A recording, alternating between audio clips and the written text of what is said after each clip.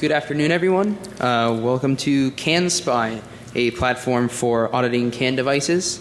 We are currently in South Seas CDF with Jonathan-Christofer Demay and Arnaud Lebrun. So before we begin, we have a few brief notes. Stop by the business hall located in Bayside AB during the day and for the welcome reception from 5:30 to 7 tonight. The Black Hat Arsenal is in the Palm Foyer on level 3. And be sure to join us for the Pony Awards in Mandalay Bay, BCD, at 6:30. Also, thank you for putting your phone on vibrate. It makes it easier for the rest of us to ignore the ringing while you wait for your voicemail to pick it up. Now, on to the presentation. Go. Welcome, everyone. Thank you for coming for this talk. We are going to talk about a tool we are actually using on security audit, and we are releasing it here at Black Hat, hoping that other people will start using this tool. So first, the reason behind this talk. We are both security auditors from Airbus Cybersecurity, in an internal team dedicated to cybersecurity stuff, including audit and penetration testing. So obviously we are doing penetration testing for the Airbus group, but we like to help other industries, like the car manufacturers in Europe. Lately we've been working with European car manufacturers to help them find vulnerabilities in ECU. We're not going to talk about that. We're not going to release vulnerabilities we have them found. However, we are going to talk about methodology and tool. How you can work with car manufacturer to efficiently find vulnerabilities in ECUs. What is the methodology behind, and what are the tools needed to apply this methodology. So I'm guessing here some people already know what is penetration testing. Just to be sure we are on the same ground, I'm going to do a brief recap. So basically, it's a methodology for audit. The idea is to find the risk of intrusion, of penetration. However, unlike conventional auditing approaches, we do not review anything. We do not have access to anything. We do not review source code, diagram for architecture. We just place ourselves in the shoes of real attackers and start auditing, testing a given scope. That's why we talk about the black box approach, because like a real attacker, our target is a black box for us. We do not have any knowledge of its internals. The idea behind this approach is to get really relevant results because you really place yourself in the shoes of real attackers. That means that when you find the vulnerabilities and you exploit it, you know really what is the actual impact of exploitation, how hard it is to exploit it, what is the level of attackers needed to find it and to exploit it. It's called exploitability.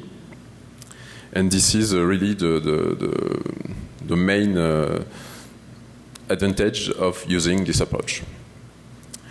However, there are limitations because compared to real attackers, we have more constraints. Usually we have less time because we are costly resources. We work on the bill. Usually we also have less resources actually. And we also have more ethics. That means that we cannot damage, at least we have to do whatever is possible to not damage the scope we are auditing. Something a real attacker really does not care about. That's why more than black box, we talked about gray box. The idea is to ask the customer, the stakeholders, whoever is asking us to do penetration testing, to provide us with just enough information to level the playing field between us and a real attacker, to compensate for these additional constraints we have. So that's gray box approach. And done properly, we do not fall back into a white box approach when we review things. We're still working using actual tests, but we are able to compensate for these additional constraints. This is something that is very welcome by stakeholders because usually they have a huge scope of responsibility that is usually changing continuously, and they need to find to improve security as much as possible with a limited budget. So they welcome really the penetration testing methodology. They like the gray box. They provide us with just enough information. But they do not ask us to do penetration testing on anything. They have to rely on risk analysis, identify within their scope what is the most critical part that needs to be audited first, or that needs the more resources for auditing. So what about car manufacturer? So they are mostly focused on safety for years. And now they also start to focus on security and cyber security. Why? So first of all, they add a lot of functionality to the car. Now a car is not just something that transports you from a point to another. They have entertainment, navigation, a lot of options, and also remote connection. And so the exposure area are increased a lot. They also start to use more and more software. If you think about Tesla, we can see it's a lot of software in the car. And, well, again, this increases the possibility of vulnerability.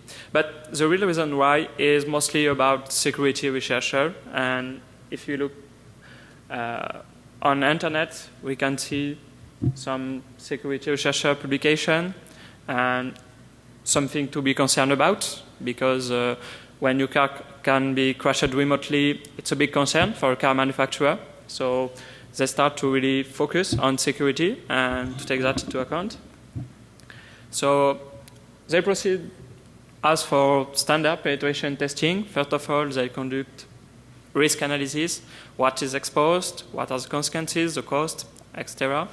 And they prioritize the electronic control unit focus. So the electronic control unit is basically a controller in your car that can control the dashboard, the engine, the brake, etc. It can have 70 to 90 EQ in one car, or even more. So they are all connected to a bus, a CAN bus, mostly. So we'll talk about that later. And after that, they saw they have to select which EQs they will work on it from a security point of view, which are exposed or critical. And they conduct penetration testing. And of course, they carry out corrective action. So some EQ are common to several vehicles from the same manufacturer, or even for different manufacturers. So it's more logic to think about EQ and not from a vehicle. Since if you have vulnerability in an EQ that is common to several vehicles, it's more efficient to fix the EQ. So also the corrective action. So we all think about if there are a vulnerability that is found and the car is already sold, the constructor have to recall. Maybe can do software update remotely, like Tesla, but this is also a source of vulnerability.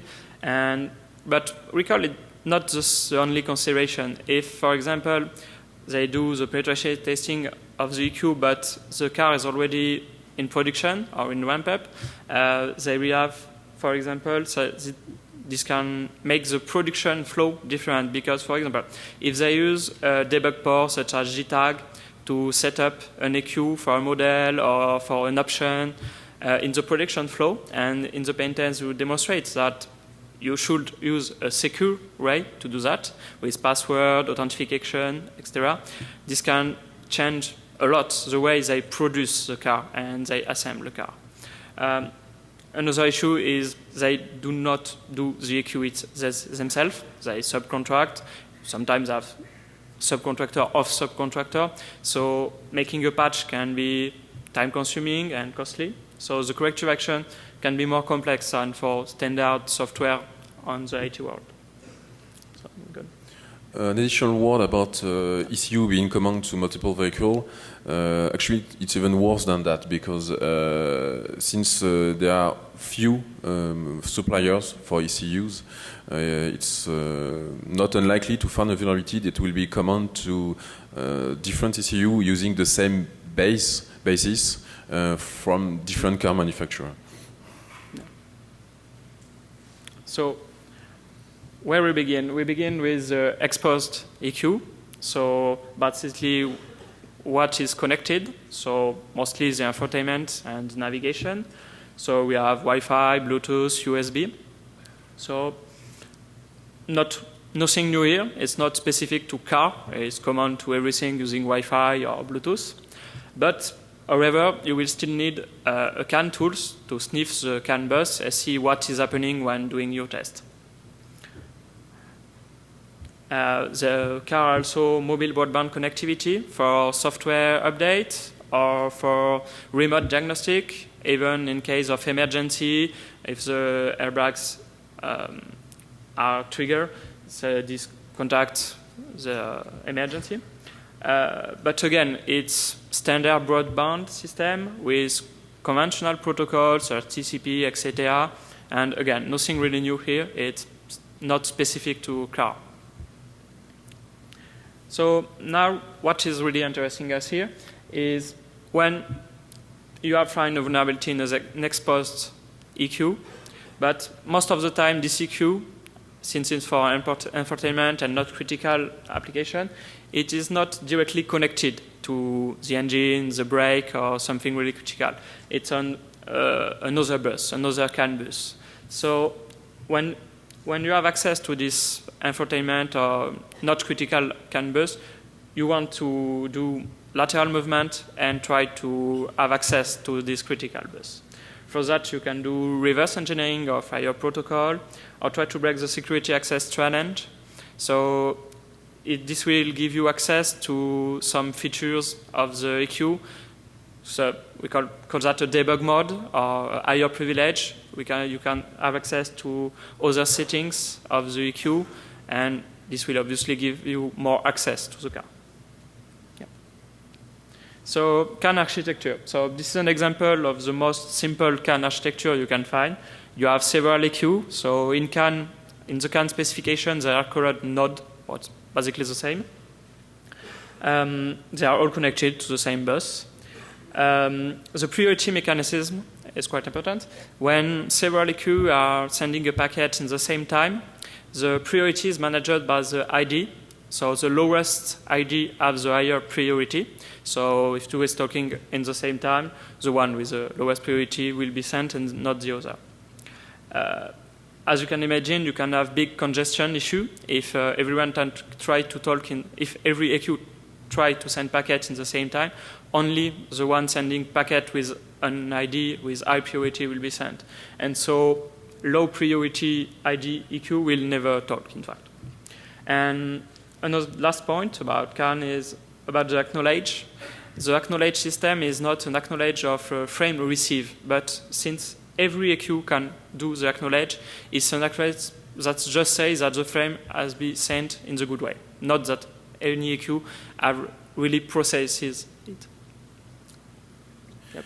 The idea here was not to go deep into the detail of the CAN protocol. Actually, you can just go on Wikipedia. You will have all the information you need. But these three particular points, the ID-based priority mechanism, the congestion issues, and the acknowledgement by everyone, are three key points that we will have to deal with. We'll see later when dealing with the man-in-the-middle setup that we need to audit one particular ECU. So keep these three main key points in mind because they will be useful for every next slide almost. Yeah, and can move. Even if it's the simplest architecture, this is not really what you will find in a car. As I said earlier, on a car you will have several CAN bus that segment everything. So multiple separate bus. So this is one example. You have several EQ. Some are only on one bus. Other can be on two or more bus. So if you think as an attacker, what you will focus on is the EQs that are on several bus, and you can maybe use as a bridge to reach the critical EQ you want to. And another example of architecture. Just one word. For example, why you would need one ECU to be connected to multiple buses? This is by design, actually. If you think, for example, of navigation system, they will need to give you direction, so they need to be connected to the infotainment buses to send you audio indication, but they want to display the actual speed of the car, so they need to be also connected to the engine buses to have this information. And this is why it's not possible for all ECUs to be on only one buses. Yeah. So, and now something that is more, I think, the state of the art, it's having several buses with gateway, like you can find on classic IT network. The gateway will forward or not the packet function of the ID, but not only. They can be more smart and, for example, use the situation of the car. Is the car is running, is the engine is on, is the engine is off, and function of this situation, they will allow ID to go from a bus to another or not. So clearly we can see something we can play with. A classical example of this is if you use a diagnostic tool from the car manufacturer, from the OBD-II port, and you have automatic tests to test a lot of things. For example, wheel parallelism. The tool can actually send CAN frames to test the parallelism of the wheels, and a gateway would not allow such frame to be forwarded to the wheel bus if the car is actually driving at 100 miles an hour, for example. It checks that the car is actually stopped before allowing this kind of frame to be forwarded from one bus to another. Yeah. So, as Arnaud said, once you compromised an exposed ECU, the next step, so from the risk analysis, the next type of ECUs to audit is ECUs that are connected to multiple buses or the gateway, because they are the target, the next target for an attacker who wants to move from a less critical bus, like the infotainment bus, to a more critical bus, like the engine bus. There are several attack vectors. The goal is not to go into the details, but we worked with three main categories of CAN attacks. First, it was simply using the own capabilities of an ECU. For example, a remote diagnostic ECU, by definition, has the ability remotely to send frame that will be forwarded across multiple buses. Or you can reverse engineer higher layer protocol and find conventional parsing vulnerabilities. That if you know how to, if you work on the exploit, at some point you do compromise the ECU. And of course, the security challenge. That if you find a way to identify as a security authorized tool from the car manufacturer, you can do almost anything with most ECU, as far as completely reprogramming them. However, if you work without the help of the car manufacturer, achieving this kind of attacks is very time consuming. You have to locate ECUs, you have to dismember them and try to find on-chip debug interfaces or directly unsolder EEPROM chip and worked on to extract the firmware. And once you do, this is really actually the hard part, you start on reversing the firmware and try to identify vulnerabilities and try to understand how you can craft an exploit to use on these vulnerabilities. If we compare this to the conventional IT world, in most situations we try to avoid this. We try to find vulnerabilities with less work. If I take as example the web application, you do not reverse engineering all the communication between the client and the server from ground zero. Usually you use the legitimate client, insert yourself in between, let the legitimate client do the heavy work, and when you feel it's right, you start modifying packets, replaying packets. And the idea is really to insert yourself at the right moment, and this way you do not need to reverse engineer all the communication between the client and the server. In theory, that should be applicable to a CAN ECU. The CAN ECU is receiving and sending frame, so we might be able to intercept them at the right moment without understanding the whole communication from the get-go. This is something, for example, we can do with an ECU for remote diagnostic.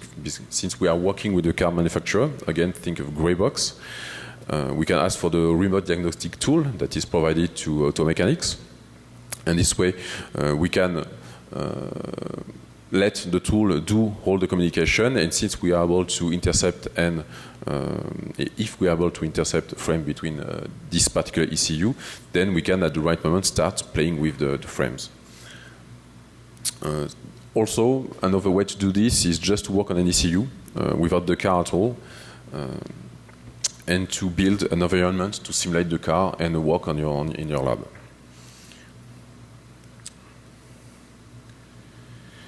This is the very idea of setting the man-in-the-middle setup. You, unlike a conventional IT network, you will need to physically cut the bus or unplug one particular ECU, build one bus dedicated to this particular ECU, and set up the man-in-the-middle between the two buses.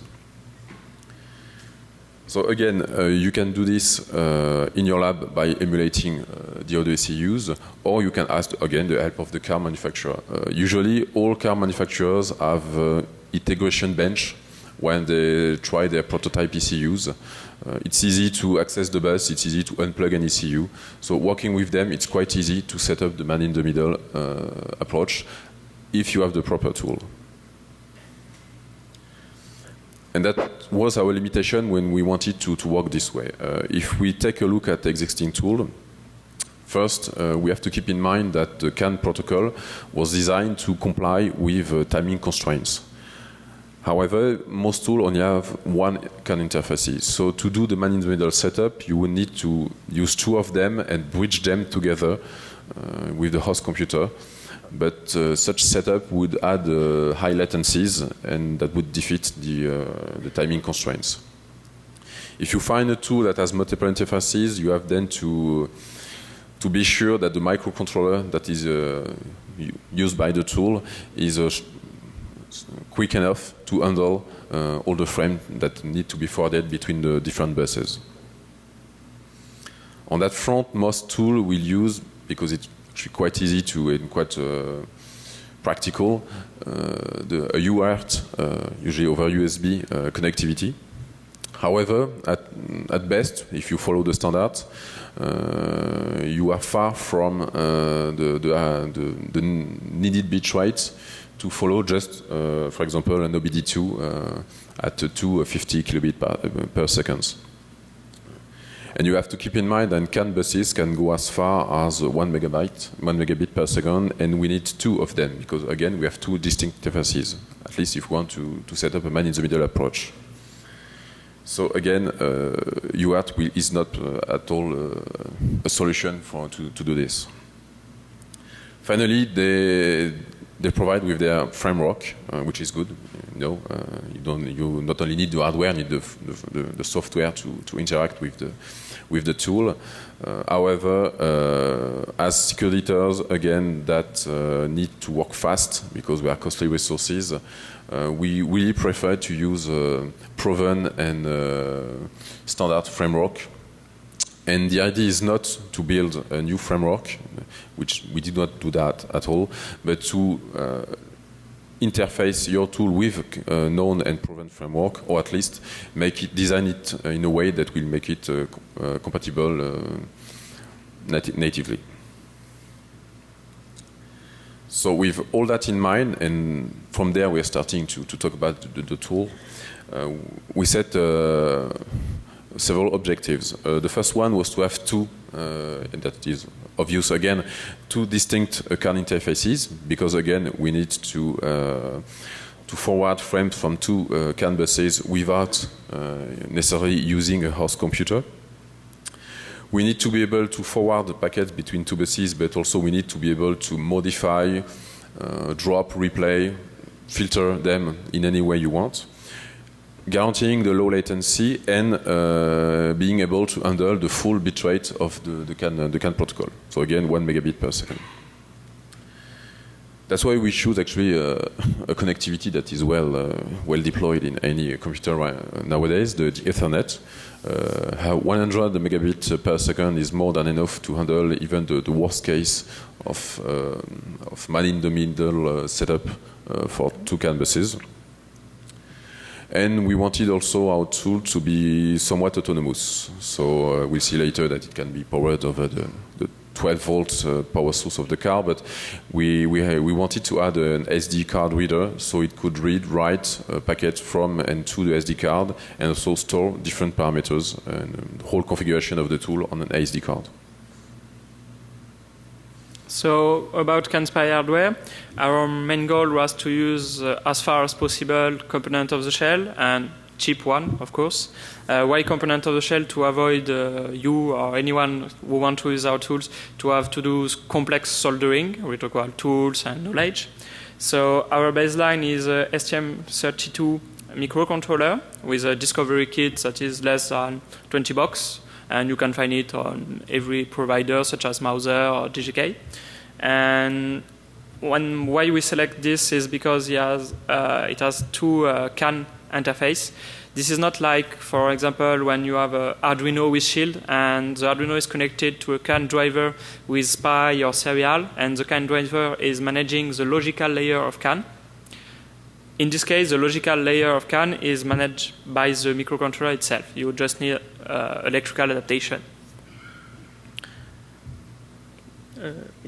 Yeah. Then we have a shield that provides all the connectivity we need. So as Jonathan said, we need serial, we need Ethernet, and SD card, and also chip. So less than $40 again, so on the same provider. And we did not find any shield or shield for CAN already built, so we have to build it ourselves. So you will have to do some soldering, but really easy. And so on the shield you have the two connectors for the CAN interface. You have plenty of jumper to set up the shield in several mode function, or if you are on the car, or if you are on the touch bench, etc. So you can also select your supply from 12 volt from the car, from a USB, etc. And again, it's cheap, so less than $30, I think, for the PCB and the component, and it can really be soldered by anyone with a solder machine. I suck at soldering personally, and I can solder this one, so. Will be good. A few words about the firmware that is running on top of this hardware. Like I said, we really wanted to be compliant with timing constraints. We really did not want to drop any frame. We really wanted to be able to manipulate packet without disturbing as much as possible the behavior of the ECUs, the ECUs that were on the bus, including the one we are auditing. So we had to rely on real-time approaches to meet that goal.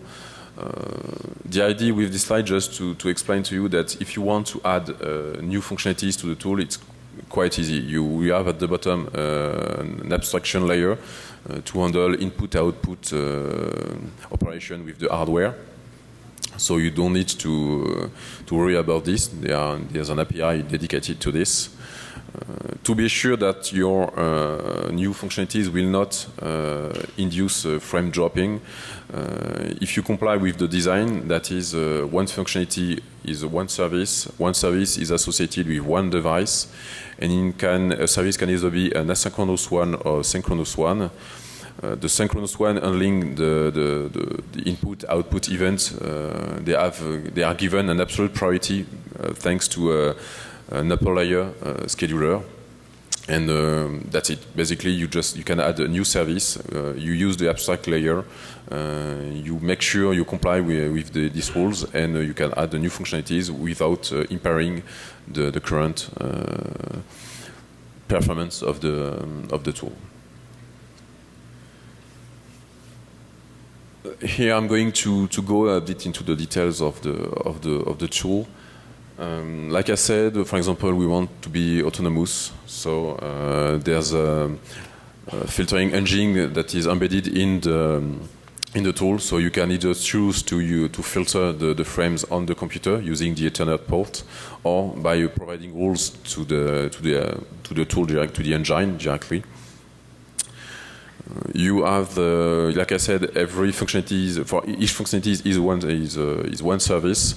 The idea here, even if all services are enabled, you still have good performances, but the idea is always to enable only what you want, to configure the tool for the specific case you are trying to set up. That's also the reason you have so many jumpers on the dual can shield. Obviously, the source code of the firmware is open sourced. If you want to add new functionalities, and let's go a bit into the details of the services. It's quite straightforward, actually. You have the CAN services, donc one services to forward, one services to filter, and one services to inject, if you want to inject a frame through other services or through the network. Through the Ethernet, you have the wiretap services that just sniffing CAN frames over the network. The bridge services does that too, but allow you to inject frames through Ethernet. The SD card allow you to capture a frame if you want, for example, I don't know, to hide the tool in your car and go to your auto mechanics and want to see what's happened. Want to see what kind of frames are being sent by the tool you do not have access to. I forgot to write it, but you have also a replay service if you want to replay frames from the SD card. The logdem service is basically for debugging purposes. You have the exactly same services on the UART connectivity, the log view services. The monitor services is basically to monitor what's happening on the buses. Again, the UART connectivity is slow, very slow compared to a CAN bus, so be careful and you be sure you know what you're doing when you're using this service. And of course, an interactive shell to do all the configuring. A few words about the CAN devices, not the services that are running for CAN devices, but the CAN devices. By that I mean the devices handler themselves. Since we have two distinct devices, we have two distinct devices handlers. That means that we have a whole three services: forward, filter, inject, for duplicated for both devices. That means that you can, for example, forward frames from CAN 1 to CAN 2 while you are filtering them from CAN 2 to CAN 1, or you can just drop them or do whatever you want. We support all standard PID for the CAN bus. A few words about one particular point we made great care to implement. When you are setting a man-in-the-middle situation, we will modify the behavior of the ECUs. The idea is to have less impact as possible on their behavior. We talked at the beginning of the three key points from the canvases. You have congestion issues. That means that most ECU will not try to determine what is the rate they should send frame. They will just send as much frame as possible and let the priority mechanism do the throttling. But if you plug out one ECU to make it have its own CAN bus, it will have the whole bus for itself and will send a whole lot of frames that you will not be able to forward on the other bus because, again, of the priority mechanism. If you consider, again, we do not want to drop frame, so we did not like that situation at all, but it's even worse if you consider packet fragmentation. Some information are being sent over multiple CAN frames, they are fragmented. If you do not forward all of them, you will send garbage to the other bus. So the first mechanism to do this is just to stop acknowledging frame. If you remember the key point, an ECU will want its frame to be acknowledged before sending another one. Until a frame that has been sent has been acknowledged, it will send it again and again for reliability purposes. So if you stop acknowledging on one bus until the last received frame has been properly forwarded to the other bus, then you prevent the ECU you are auditing to sending more frame.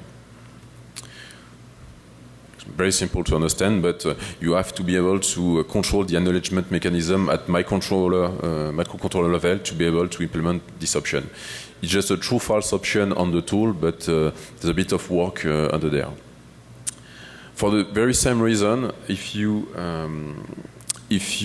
drop frame, for example, because you had rules to drop frames, from one bus or from the other, you will again reduce the number of frames in the bus, and you will give more bandwidth to the other ECUs that will again start sending more frame that you can forward to the other bus.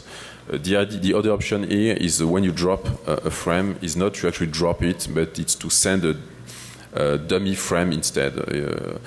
Instead, the tool will send a different frame with the same level of priority, the same length, but with zero data in the frame. And by using these two options, you can actually set up a man-in-the-middle situation with an ECU on its own bus, with not with zero impact on behavior for all ECUs, but with as less possible impact. A few words if you want to understand how to process the information that is being sent over Ethernet. Again, the idea was to be compatible with existing tools. So the CAN information is sent over Ethernet using the socket CAN format. It's natively supported in the Linux kernel. It's natively supported in Wireshark. You just need to tell the tool that you are using a particular data type, the 88B5, that is free for local experiments. And you just need to tell the tool that, and you will have a native Canspy support for the tool. To be able to distinguish between frames that are coming from the first or the second interface, we just simply use MAC addresses from the Ethernet format. Just consider that we are allocating one MAC address to the tool and one MAC address to each CAN interface. And from that, it's quite easy to send the frame to either one of the bus, or to understand from which CAN bus an actual frame was received. For example, if you want to pass a socket CAN format through Ethernet with Scapy, you have less than, 15 lines of code. And for Wireshark, you just need to tell the tool that the dissector that's already built in the Wireshark has to be used when the Ether type 88B5 is received. We spent most of this talk saying that to apply this methodology, you need to work with the car manufacturer. Unless you want really to take apart your car, it's really easier to work with the car manufacturer to unplug a device or to cut the CAN bus. However, there's one situation when everyone can use the tool. That is the reason we use this particular situation to make a little bit of a demonstration here, even though we actually did not work on the OBD-II case professionally. That is the OBD-II case. The OBD-II port is just a port everyone can access on his car. That is a direct line to one CAN bus. There are several tools that are available to use the OBD-II device. You have the car diagnostic tool. You have the insurance company that are starting to provide with OBD-II dongle to monitor the driver behavior. And you have even law enforcement now that are not only using sensor in your exhaust pipe, but also now are checking your ECU directly. So that's why we argue this is actually an interesting case. If you were able to compromise this type of device from a malicious car, then you can compromise potentially sensitive network these tools will be connected to, or for example, other cars. Car diagnostic tool will be plugged to many cars. If a malicious car can compromise such tool, it put at risk the other cars. So it's quite really simple for anyone to try this use case. So you don't need to cut anything. You just need to build a female OBD-II port and plug the Canspy in between the car and the OBD device you want to test. So a quick demonstration to show what you can do with Canspy. We have a bench with a Canspy that is used to emulate an EQ. Basically, it takes request of information and send answer. So it's a simulator. We have a Canspy in man in the middle, which is forwarding the frame for CAN 1 to CAN 2 and from CAN 2 to CAN 1. And we have an OBD-II dongle that is sending the information to a smartphone with Bluetooth. I hope it will work. Yeah, so this is the smartphone. I hope you can see the speed. And so if Jonathan changes the speed in the simulator,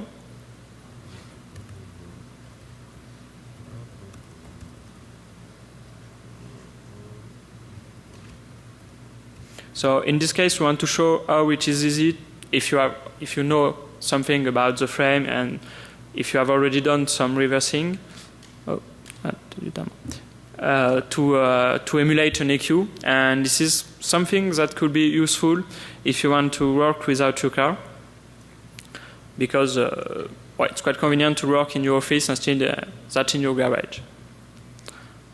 Just for information, we're working with a cheap cheap Bluetooth dongle that Chinese, is disconnecting, and it's really slow to reconnect. Okay. Yep. So yeah. So. I think now we have an issue. Yeah, it's a demo effect.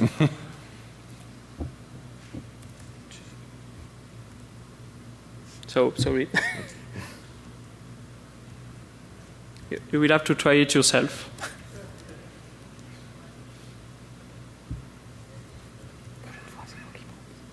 So, thank you everyone. And now if you have questions, we have a backup video, but we are running out of time, so let's jump to question.